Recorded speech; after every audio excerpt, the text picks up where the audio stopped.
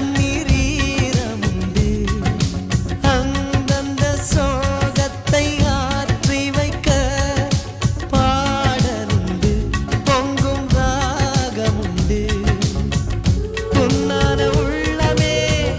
பண்பாட ஆறுமே தாய்மடி போல ஆறுதல் தந்திடுமே வேலை பூ